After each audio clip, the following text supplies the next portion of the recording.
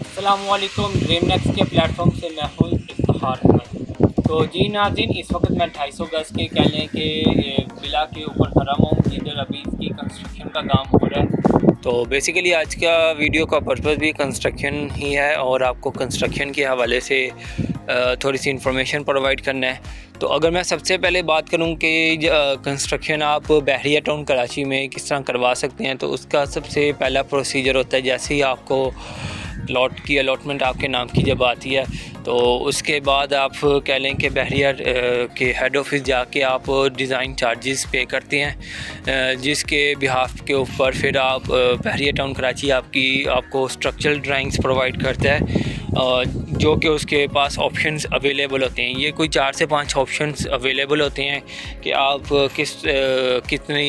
Accommodation के साथ, कितने कमरों के एकोमोडेशन के साथ अपने 250 गज़ की या 125 गज़ की या 500 गज़ की कंस्ट्रक्शन करवाना चाहते हैं। अच्छा, अगर इसमें 2 ऑप्शन हैं, अगर तो आप पहले बहरिया के ही दी ऑप्शंस में से कुछ सिलेक्ट कर लेते हैं, कोई एक भी ऑप्शन, तो फिर आगे वो आपका प्रोसीजर प्रोसीड करता है जिसमें आपको बहरिया टाउन कराची की तरफ से कह लें कि MEP और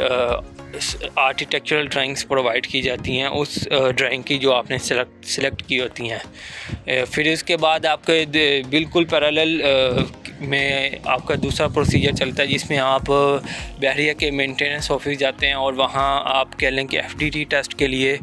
चार्जेस पे करते हैं, जिस पे फिर आपके प्लॉट के ऊपर आके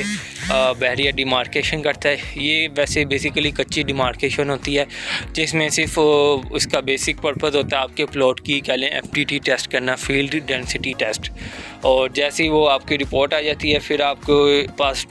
4 किस्म की ड्राइंग्स होती हैं, MEP, आर्किटेक्चरल और स्ट्रक्चरल ड्राइंग्स, और एक और रिपोर्ट होती है जो कि आपकी FDT टेस्ट की होती है। और ये सारे डॉक्यूमेंट्स आप दोबारा बहरिया टाउन के हेड ऑफिस में सबमिट करवाते हैं। फिर जिसके बाद आपके कह लें कि आपको बहरिया टाउन कराची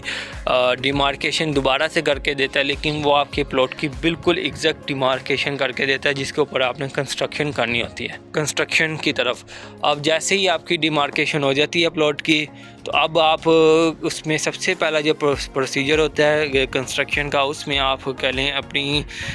करते हैं एक्सकेवेटर के थ्रू आप पहले डिगिंग करते हैं प्लॉट की। अब ये कितनी कर सकते हैं, कितने फुट, ये डिपेंड करता है कि आपका प्लॉट कितना ज़्यादा डिप्रेशन के अंदर है या कितना ज़्यादा ग्राउंड लेवल से नीचे है। अगर बात करें कि 4 फुट से ज़्यादा आपका प्लॉट डिप्रेशन में है ग्राउंड फ्लोर से, तो उसमें आपको इतनी ज़्यादा एक्सकेवेशन की ज़रूरत नहीं पड़ती, उसमें आप कह लें फिलिंग का काम करते हैं। लेकिन अगर आपका प्लॉट बिल्कुल लेवल पे है ग्राउंड के, तो फिर आपको मैक्सिमम जो होता है 4 फुट तक की एक्सकेवेशन करनी पड़ती है। फिर उसके बाद आप उसका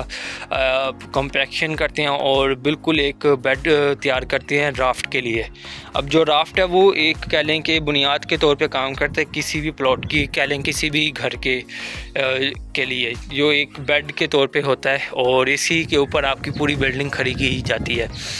राफ्ट के लिए फिर जब जैसी बेड तैयार हो जाता है फिर आप उसके ऊपर शटरिंग करते हैं और स्टील बाइंडिंग करते हैं, और फिर आप राफ्ट की पोरिंग के बाद फिर आगे नेक्स्ट प्रोसीजर पे आप ये प्लिंथ बीम मेरे सामने देख सकते हैं। तो ये प्लिंथ बीम के लिए शटरिंग की जाती है, लेकिन इससे पहले भी जो क्या कहते हैं कि जो वर्किंग ड्राइंग के मुताबिक जो ड्राइंग के कमरों के डिज़ाइन होते हैं कि कमरा कितने स्क्वायर फिट का होगा और ये ड्राइंग रूम कितने स्क्वायर फिट का होगा, जितनी भी ड्राइंग के अंदर जो डिटेल्स प्रोवाइड की होती हैं, तो सुपर कॉलम्स किधर किधर होंगे ये आप देख सकते हैं सुपर कॉलम्स, तो उसके मुताबिक कह लें कि वो मार्किंग की जाती है। फिर इसके ऊपर प्लिंथ बीम की शटरिंग की जाती है और पोरिंग के बाद फिर ये आप देख सकते हैं।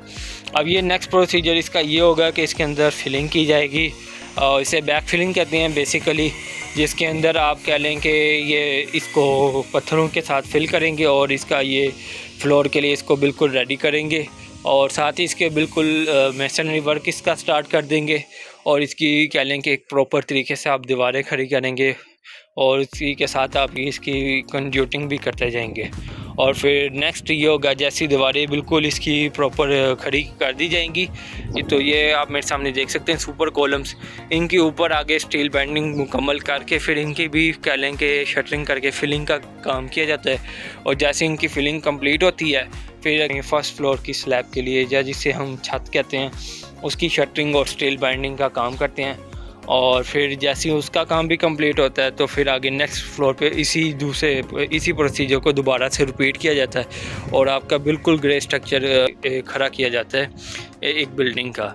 और फिर उसके बाद आपका प्लास्टर वगैरह का काम किया जाता है, वुडन फ्लोर्स का, डॉट फ्रेम्स का काम किया जाता है और ये सारा कंस्ट्रक्शन का प्रोसीजर आगे